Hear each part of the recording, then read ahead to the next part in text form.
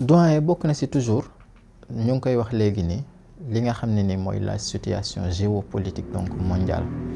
avec l'arrivée de Trump comme ni ñu koy waxee nga xam ne mën nañu wax ni actuellement ni y a un certain bouleversement en tout cas ci li xew en tout cas ci àdduna bi en tout cas pour ñi nga xam ne ñu ngi suivre vraiment donc l'actualité internationale alors bu yàggul rek mu ngi wax li ñu mu ngi wax sur les taxes de douane alors on a l'impression que àdduna bi dafa mel ni dafa nekk ci crise mais ñun ñi nga xam ne ñun ñooy pays yi nga xam ne bon ñun on a l'impression que il n'y a rien qui se passe ndax ñun suñu lépp dañ koy importer moo xam li ñuy lekk li ñuy jëfandikoo ba ci ñu ngi wax sax léegi li ñu doon wax léegi suñuy données personnelles sax c'est à l'extérieur la nekk en tout cas serveur yi nga xam ne fa la loger alors kon crise boobu nga xam ne ni àdduna bi daf ci toll ban impact la nar a jural en tout cas suñu réew yi waaw xam nga crise boobu Trump moo ko fi indi te crise multidimensionnelle parce que bu décider changer politique de taxation di yokk ay taxes pour am influence ci yenn marché yi loolu économiquement mën na am jeexital mais man li ma gën a ragal ci jeexitalam sax mooy psychose sécuritaire bi mu bëgg a yóbbee àddina bi di menacer de guerre dëkk bu mel ni Iran par exemple nekk di bombarder Yémen ci koo xam ne bi ngay doog a ñëw balaa ngay dugg ci loolu nag da nga jël précaution nga tëj Ukraine jéem a trouver solution diggante Poutine ak Zelensky wala boog diggante Poutine ak yow pour front boobu tëj parce que ñoom ñoo doon jox ukrainiens yi ay armes yu ñu songee Russie léegi ñoom mun ñoo song Iran Russie yi nekk allié Iran kon foofu foog ñu fay ko pour bañ a néew doole foofu donc loolu la ñu njëkk a lijjanti fan lañ ko lijjantee Makka ñooñu tamit seen taxawaay Arabie Saoudite laa bëgg a wax tout à fait seen taxawaay jar na seetlu parce que bu yàggul dara neexawuñu woon ak occidentaux yi ci affaire Khashoggi journaliste boobu ñu reyoon Mohammed Ben Salman dañ ko tege woon ne le mais léegi gis nañ ni soxla nañ ko comme une carte bu ñuy jouer donc ñu yóbbu fa Poutine ak Trump ñu def benn accord sur le dos des Européens d'abord et sur le dos des Iraniens parce que ñëpp xam nañu diggante Arabie Saoudite ak Iran duñu ay xarit loolu de bien sûr voilà léegi loolu lu mat a bàyyi xel la pour li may développer ci kanam tout à fait parce que dañu xaaw a fay tuuti fay entre guillemets parce que fayul conflit ukrainien bi pour taal Moyen-Orient pourquoi ñu war a taal Moyen-Orient pourquoi États-Unis nag jot na nit ñi wax ci moom parce que ñoom moomuñu àddina vraiment naka la ñu mën a jógee seen réew ñu ñëw ci dëkku jàmbur ci géeju jàmbur indi fa seen ay porte-avions seen ay navires de guerre seen ay avions de chasse seen ay missiles seen ay armada seen ay militaires yëpp pour bombarder ay pays jullit ba noppi ni Arabie Saoudite na leen ci jàppale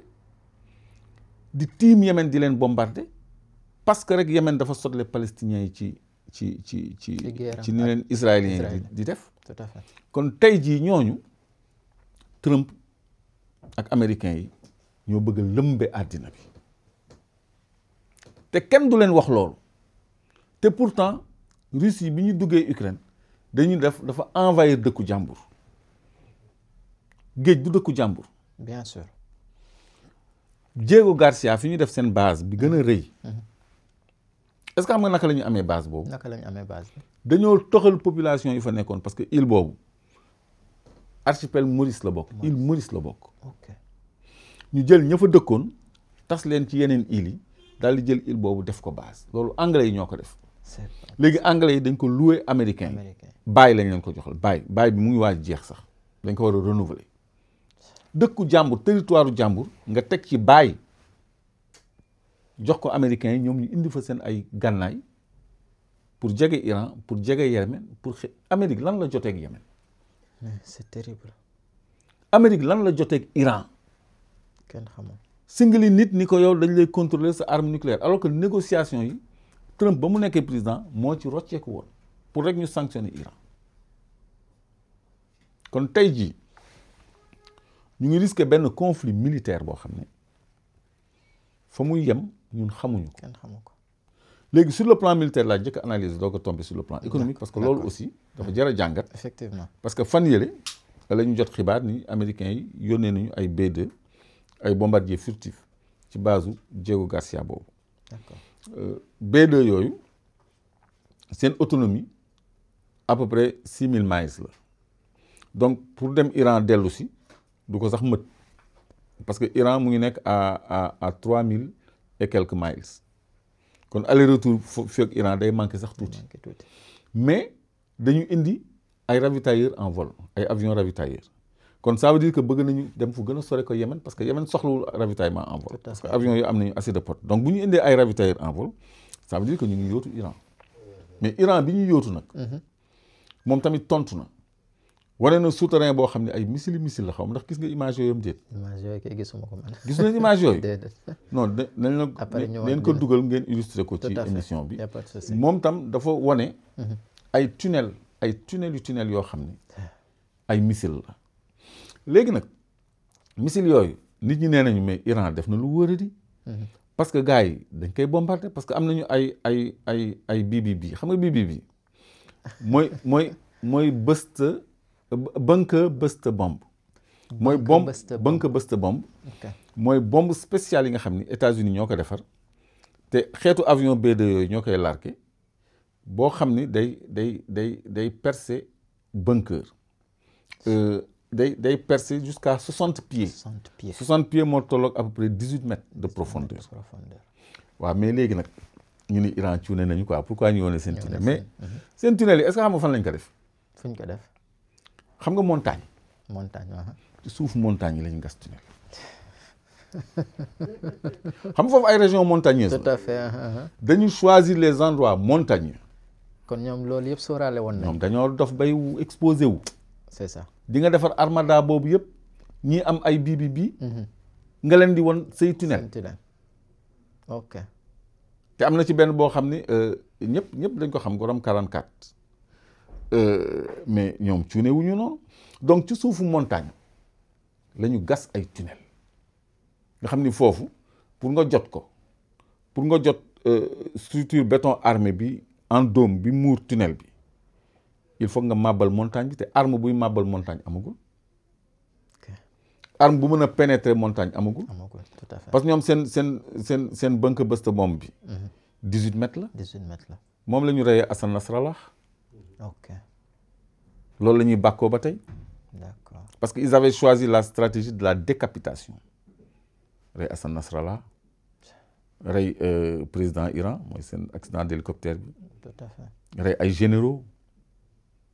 léegi décapitation boobu doyul léegi nee nañu léegi dañuy bombarder mais kan mooy États-Unis ana ONU ana nit ñi ana dignité humaine pourquoi benn état bëgg a bouleverser l'ordre mondial l'ordre sécuritaire mondial et l'ordre économique mondial nga ni léegi da ngay changer ay taxes léegi boo songee Iran mën na défendre am na ay bombes hypersoniques boo xam ni gaawaayam day tolloog fukki yoon la vitesse du son maanaam ma wax nga dégg gaawaay boobu nga ful ko 10 mooy missile hypersonique xam nga kooku kenn mënu ko intercepter mais missile hypersonique boobu portée 2000 kilomètres la parce que Iran ñoom Israël rek lañ doon lijjanti ñoom ci Israël lañ doon liggéey ñoom foofu rek doy na leen xam nga parce que Israël c'est à partir de 1200 tout à fait. moo tax États-Unis dem ba presque 4000 kilomètres San Diego basé wu foofu waaye Yémen Iran la Yémen a ngi foofu Iran la ñoom loolu la ñuy fàttali Liban Iran la donc Iran Syrie Iran la foofu yëpp Iran am na fa ay base am na fa ay nit mën na def proxy parce que affaire dootu loolu et puis drone yi tamit dafa changer guerre bi kon tey jii bu fekkee ni laal nañu Iran conséquences yi dafay metti trop sur le plan militaire mais aussi sur le plan de la navigation internationale parce que géej naka de dafa am ay bunt lu muy yaatu yaatu yëpp yàlla da ko wutal ay bunt am na benn bunt boo xam ne mu ngi tudd le détroit d'Ormuz. Ormuz ci territorialité Iran la bokk foofu 35% du commerce mondial maritime de la navigation commerciale maritime Ormuz lay jaar mais 40% du trafic pétrolier 40% du trafic pétrolier foofu lay jaar presque la moitié donc foofu bu tëjee Europe day asphyxier moo tax avant ñoom ñu ciy dugg ñu ni léegi dañuy récupérer canal Panama parce que foofu tam beneen bunt la dañuy récupérer Groenland beneen point stratégique la. Tout à fait. Mais diggante détroit d'Ormuz 40% navigation pétrolière 35% commerce ak Babel bunt bi nekk Yémen ah Babel Mandam bi nekk Yémen ak canal de Suez muy ñetti bunt yoo xam ne yooyu boo ko maîtriser mais économie monde bi téye nga ko flux commercial et marchand monde bi téye nga ko te la mer Rouge ba nga xam ne ci la canal de Suez di fël outils yi dañ ko insécuriser bateau bu fay jaar boo doon fay 1 assurance di nga fay 15 donc produit bi nga yeb dafay yokk parce que dafa nekk une zone à risque parce que ñu ngi fay attaquer ay navires ba tey léegi pourquoi ñu bëgg ñu installer ci fitna googu nga xam ni lépp loo xam ni produit de consommation la ci monde entier dafay ñëw yokk donc ñu ngi jëm ci yokkute pétrole déjà nañu surveiller le cours du pétrole day yokk parce que bu ñu tëjee détroit d'Ormuz tëj Yémen tëj canal de Suez day yokk par force bu ñu embargo yi Iran c'est 2 millions de barils en moins par jour sur la production mondiale donc demande bi dafay manquer loolu FM tamit dafay yokk prix léegi nag ci contexte boobu nga xam ni fa la ñu jëm ñun suñu état yu ndawaan yi dañuy war a anticiper waajal suñu bopp parce que Trump mu ngi jaxase monde bi ab seytaane la goo xam ne Satan laa bëgg a wax xaw ma sax ndax c'est le bon terme mu ngi bëgg a remettre en cause l'équilibre du monde te moom defagu fi sax ñaata weer la fi def yàggul sax yàggul de dafa ñëw rek commencé jaxase. doyen balaa ñuy ñëw ci impact yooyu nga xam ne war na ko def en tout cas sur le plan économique sur le plan économique c'est-à-dire lii nii yëpp di xew nga xam ne États-Unis en fait mu ngi koy def ñu ni am nañ fi li ñuy tuddee organisation des Nations Unies mbootaayu xeet mi nga xam ni moom moo fi nekk ci àddina moom anam non mbootaayu xeet boobu xam nga lan moo ko yàq bu ñëpp àndee ni lii du fi am menum États-Unis bu ne du am mën na cee opposé wu par li ñuy wax droit de veto loolu moo yàq Nations Unies loolu amul njëriñ loolu kay kon amul njëriñ Nations Unies lu ñëpp décidé bu États-Unis ne veto jeex na moo tax Israël kenn mënul ci moom dara parce que luñ ko nar a teg Israël teg veto États-Unis teg veto kooku di def lu ko neex c'est-à-dire États-Unis dafa moom Nations Unies c'est-à-dire doxalinu Nations Unies la ñu war a xoolaat affaire droit de veto boobu pourquoi Sénégal amu ko pourquoi grande puissance yi rek ñoo am États-Unis France Allemagne Russie Chine et cetera ñoo am droit de veto loolu ponkal yi bu unanimité amul suñu opposé woo rek résolution bi du jàll loolu amul efficacité amul njëriñ sax non dafa amul njëriñ parce que loolu ñoom loolu moo tax dugal tuddee woon ko machin bien sûr c'est un machin donc droit de veto moo tax Nations Unies viable mais dina leen permettre ñu exercer seen dogal ci pays yu faible yu mel ni suñu pays nga xam ne ñu amuñu droit de veto duñu grande puissance di ñu légiférer di ñu administrer di intervenir sax militairement ci suñuy dëkk parce que Nations Unies day intervenir militairement di définir suñu ay politique de santé ay suñu politique sociale ay même notre enfance ay UNICEF xam nga ñu ni école yi nañ leen jàngal affaire góor ak jigéen très tôt gis ngeen débat yooyu fi amoon jaar ci seen loolu rek la ñuy jëlee mais les véritables problèmes sécuritaires grande puissance yi ñoo ko yor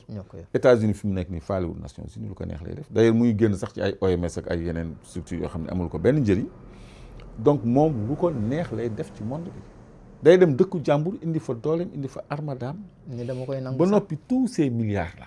kan moo koy fay loolu États-Unis déployé yëpp ay milliards et milliards la chaque jour ay milliards et milliards la kan moo koy fay Arabie Saoudite bokk na ci ñuy fay facture bi Émirats arabes unis bokk na ci ñuy fay facture bi Émirats arabes unis Qatar ak li ko wër jàmm ak dal lañ leen xamee woon